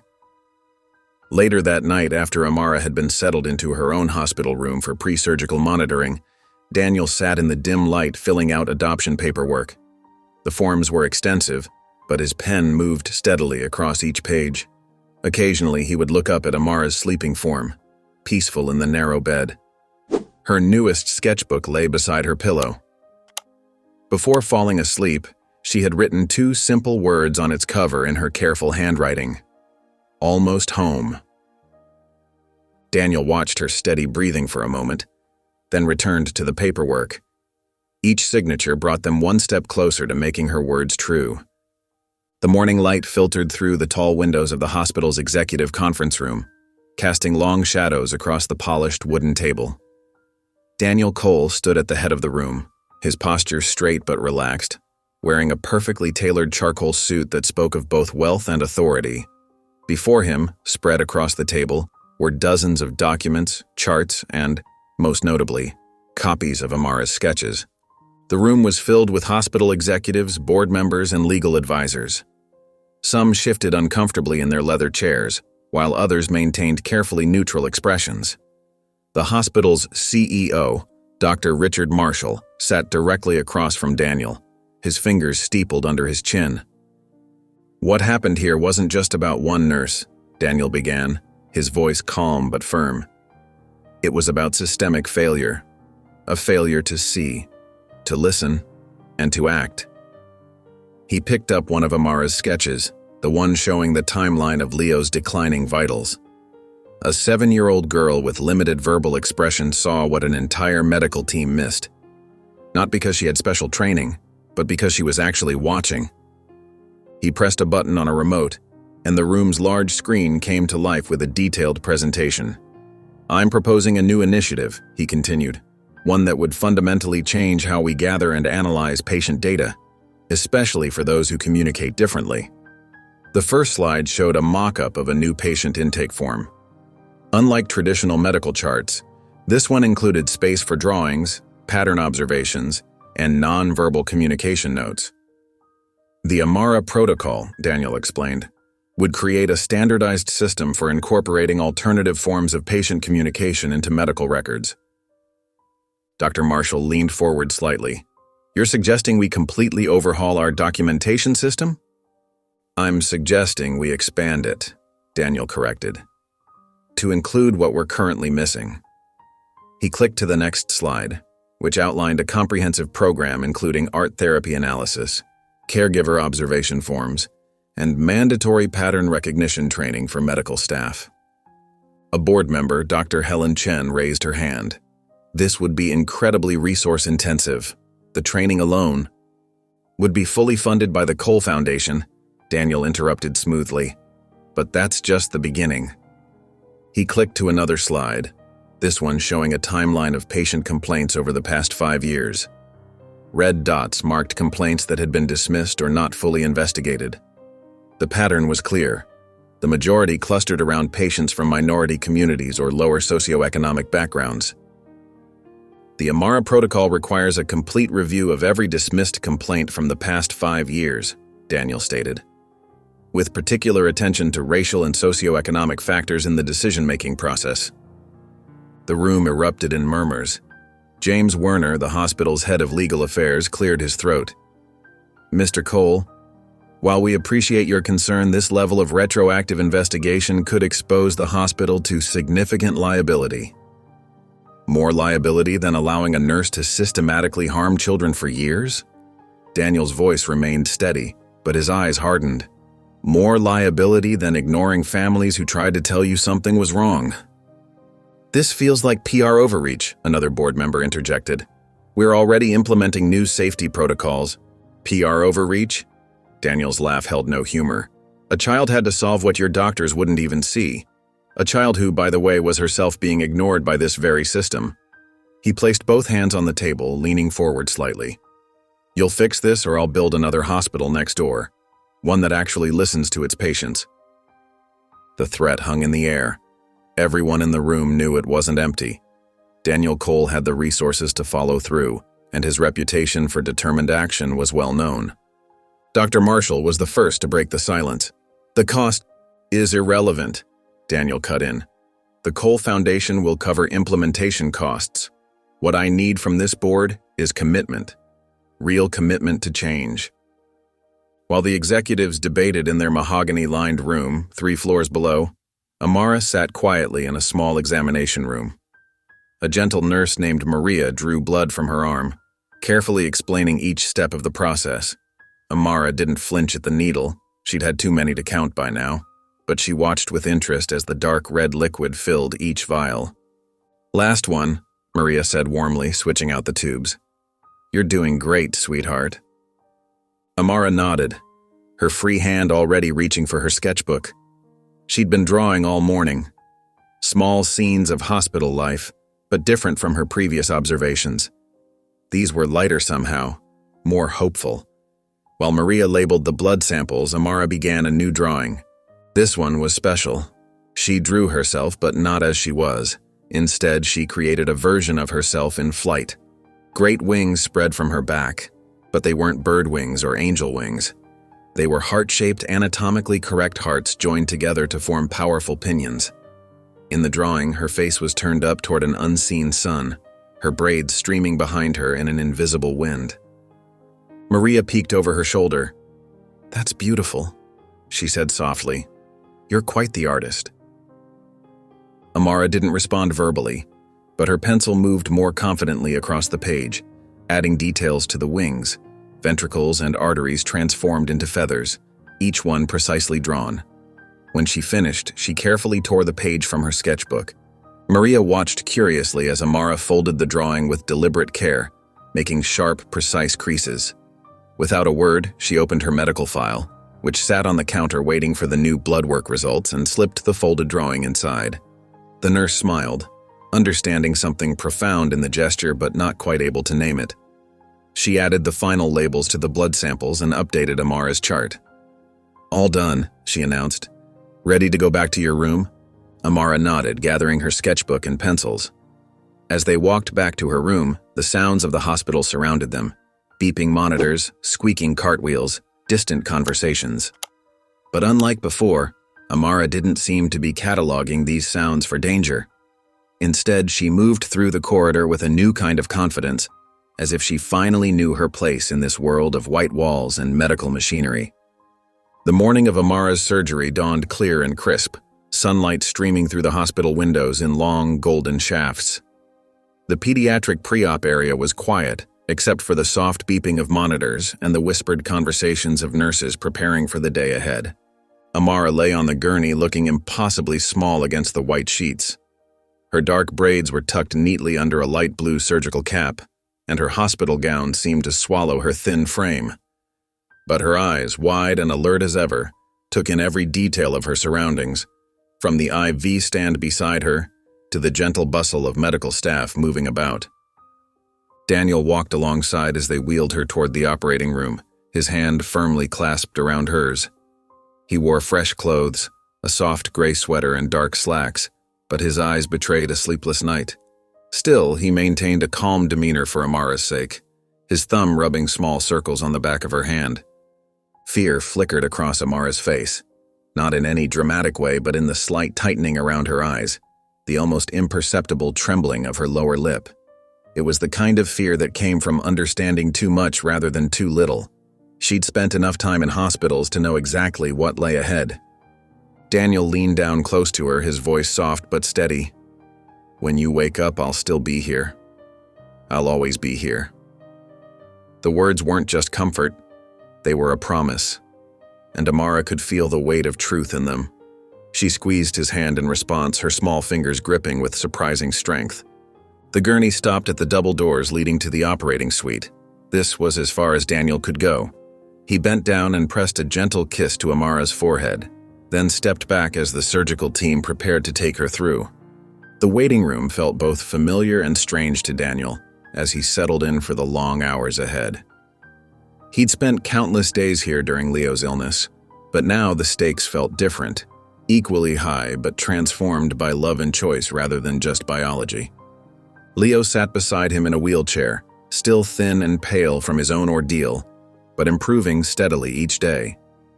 His hair had grown back somewhat, though it remained wispy, and some color had returned to his cheeks. He wore comfortable pajamas and a warm robe, looking every bit the recovering patient he was. "Is she my sister now?"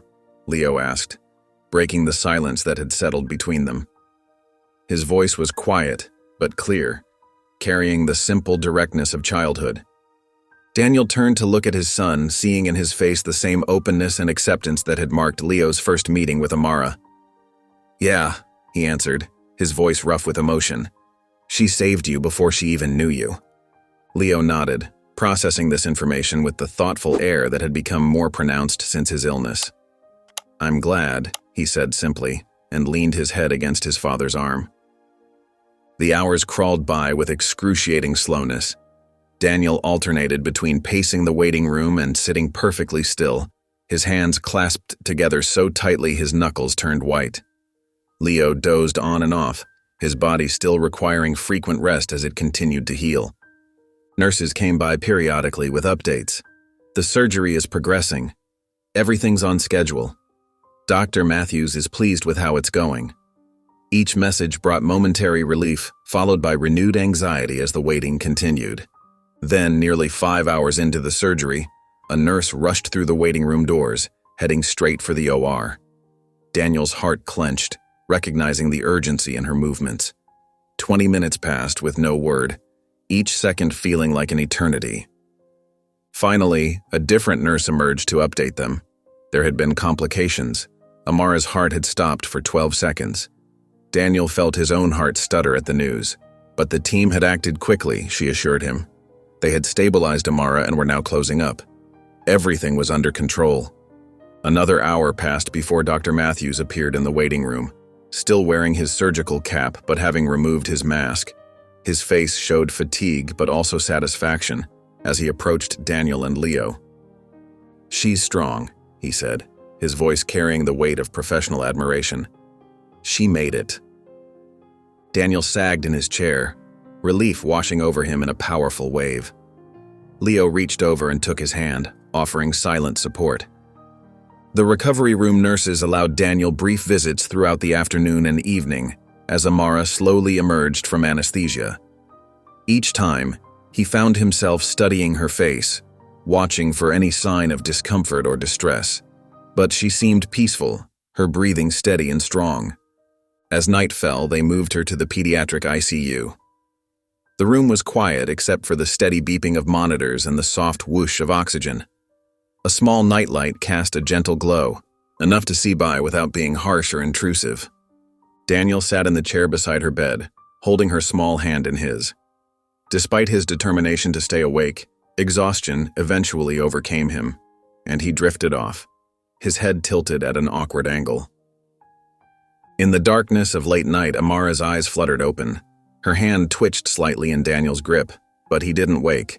His face relaxed in sleep as he maintained his protective vigil.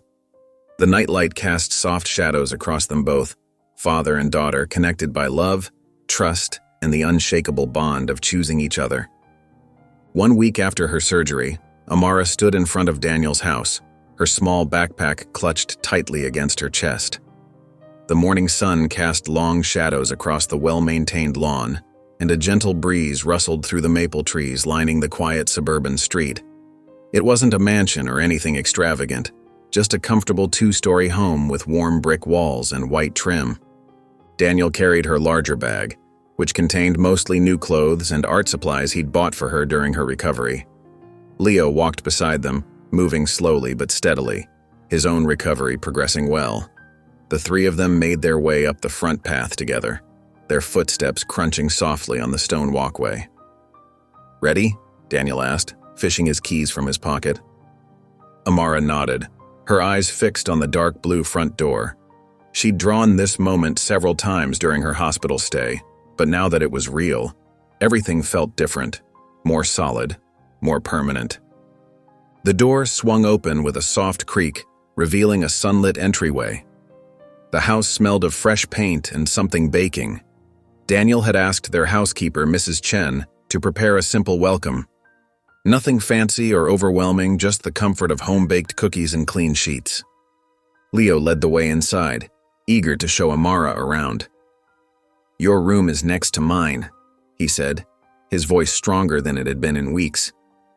"Dad let me help pick out some of the stuff for it."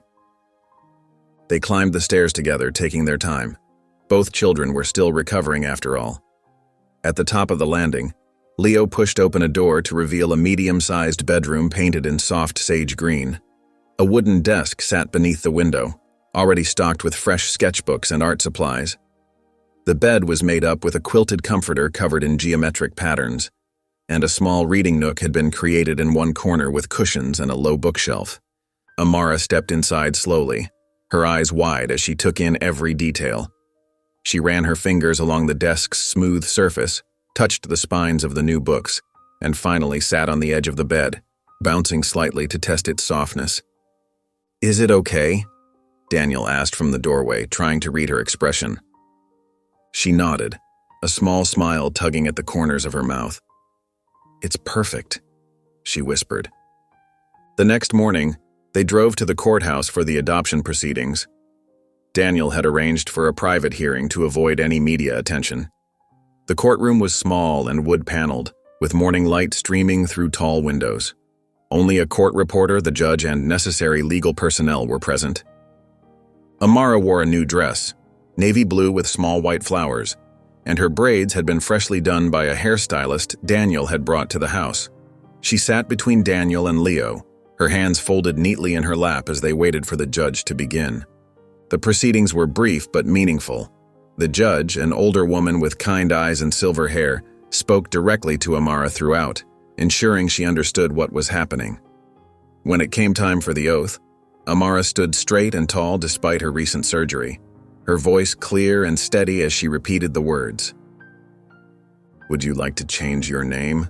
the judge asked gently, explaining that some children chose to take their adoptive family's surname.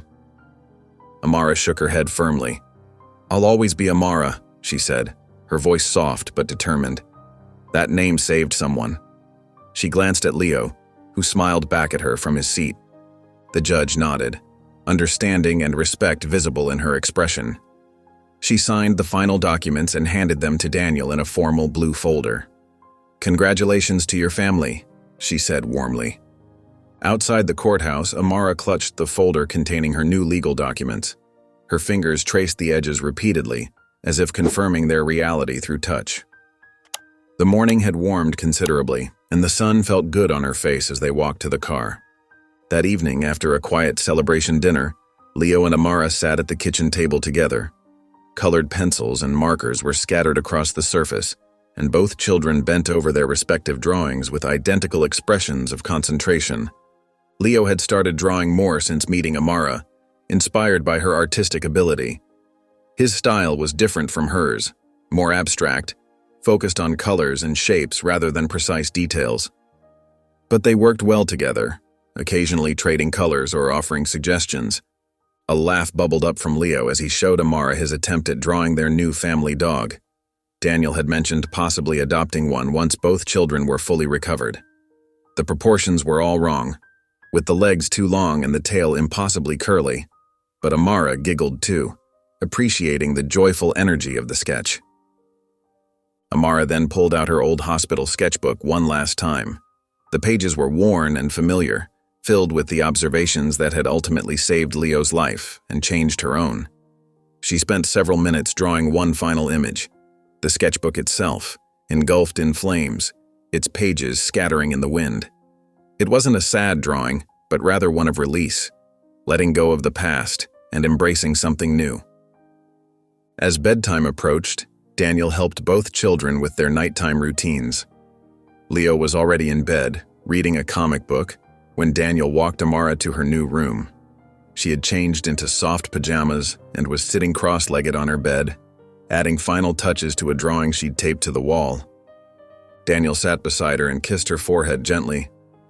"You're home now," he said softly, his voice carrying all the warmth and certainty she'd never had before. Amara pointed to the new drawing on the wall. It showed a front door, their front door, with 3 shadows standing in the light that spilled out from inside.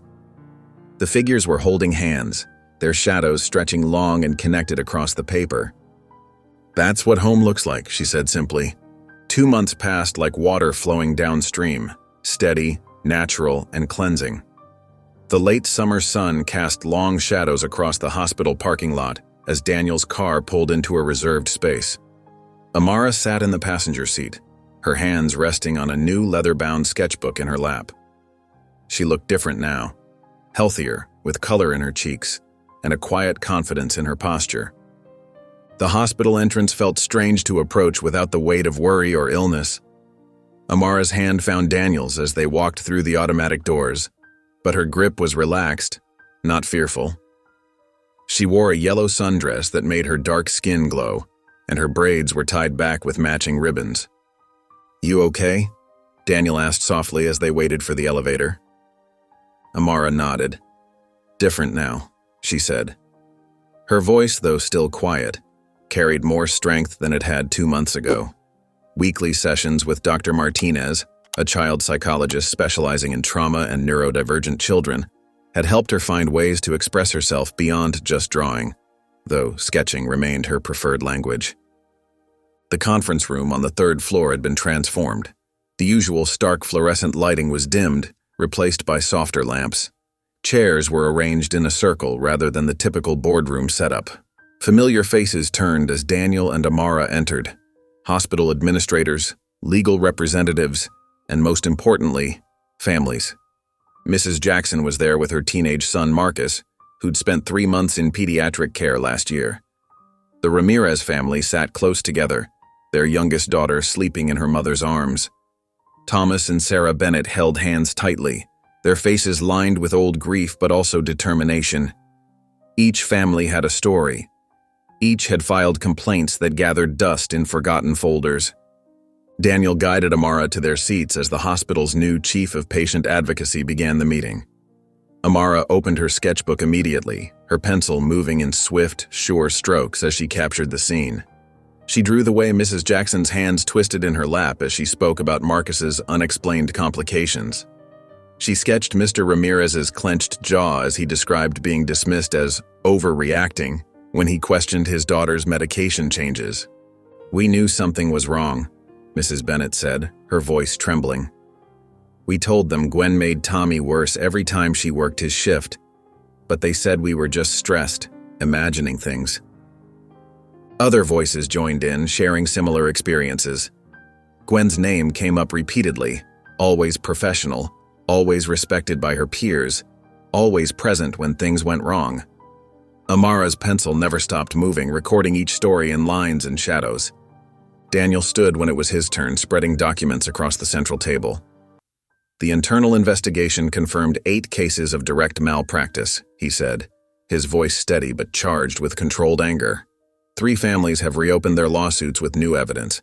We've identified 47 dismissed complaints that showed similar patterns, all of them involving minority or low-income families. He explained how the Amara protocol was already changing things. New policies required thorough documentation of all caregiver observations, especially from parents who noticed patterns in their children's care. Special attention was given to nonverbal cues and behavioral changes in patients who couldn't easily communicate their experiences. "We're also implementing a new reporting system," Daniel continued, "one that can't be overridden or dismissed without multiple levels of review. And we're establishing a community oversight board to ensure these changes stick." The room grew quiet when the advocacy chief asked if Amara would like to share anything. She looked up from her sketchbook, glancing at Daniel, who nodded encouragingly. Slowly, she stood and walked to the center of the circle.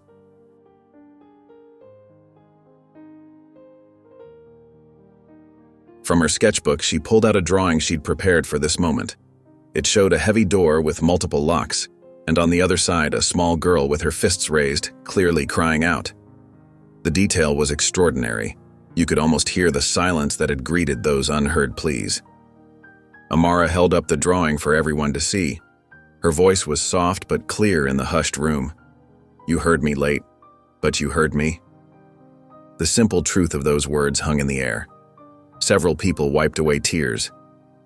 Mrs. Jackson reached out and squeezed Amara's hand as she returned to her seat.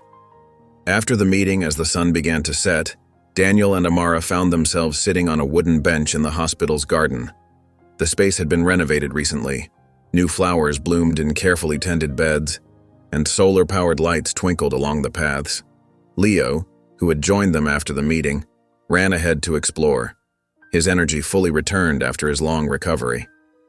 Amara watched her brother dart between the flower beds, his laughter carrying on the evening breeze.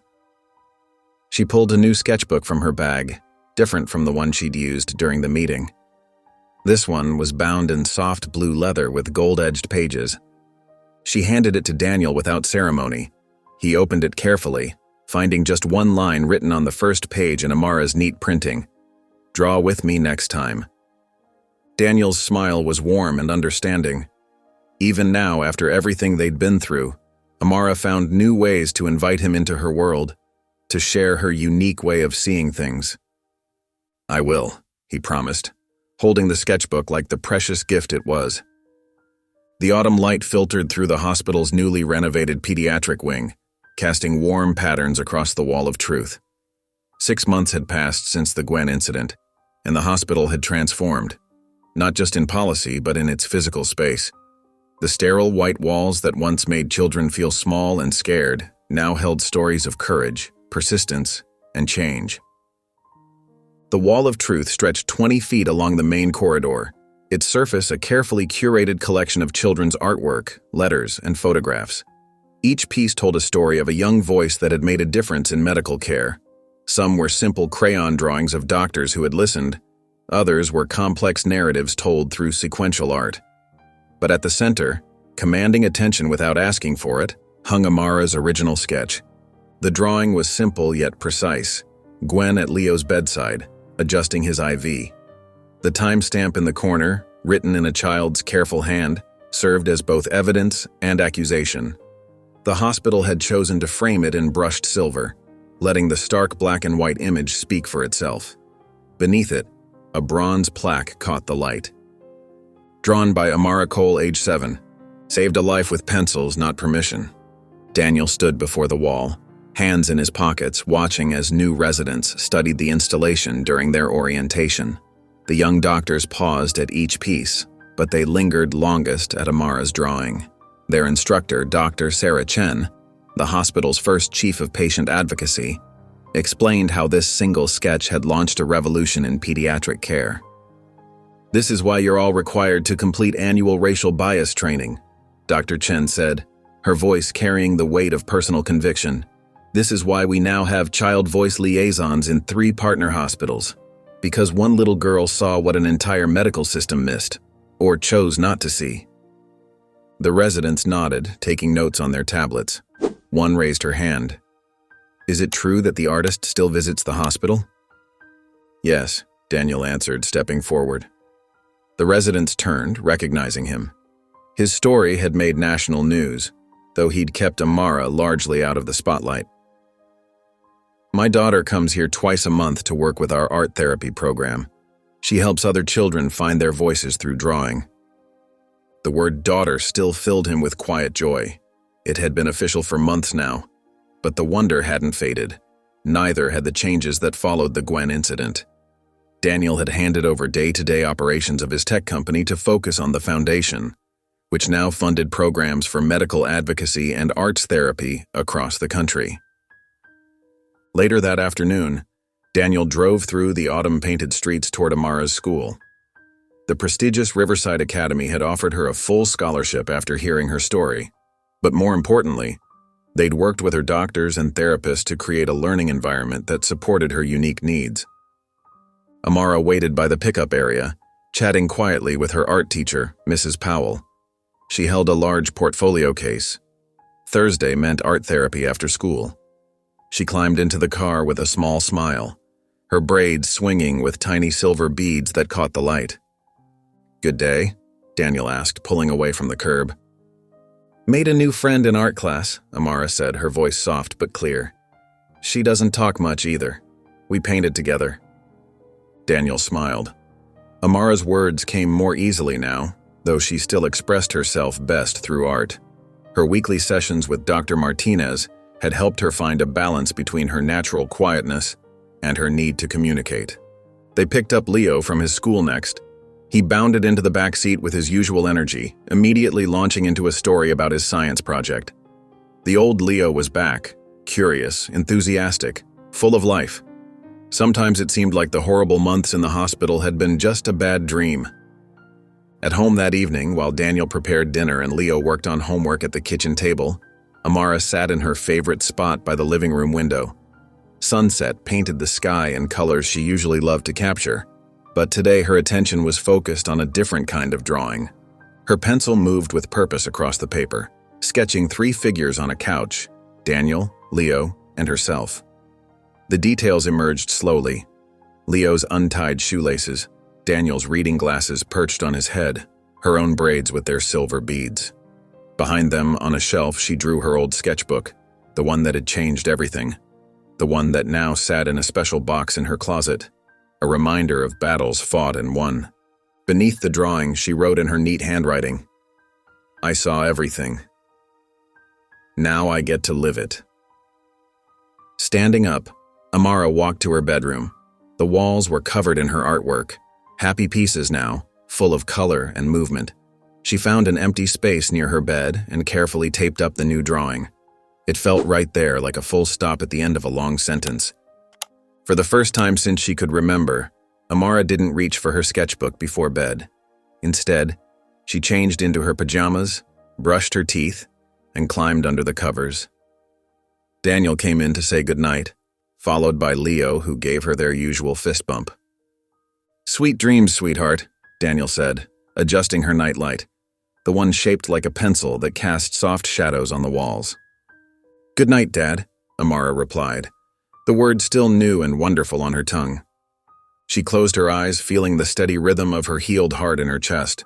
No monitors beeped, no nurses whispered in hallways, no fear lurked in the shadows. Just the quiet sounds of home. Leo practicing his clarinet down the hall, Daniel loading the dishwasher, the neighbor's cat padding across the roof. For the first time in her life, Amara didn't need to draw before sleeping. The truth had already been captured, the story already told. She drifted off, safe in the knowledge that sometimes the best art comes from living, not just observing. If you enjoyed the story of Daniel and Amara, I handpicked this next story that you will enjoy. Please don't miss this one. Click here to watch it.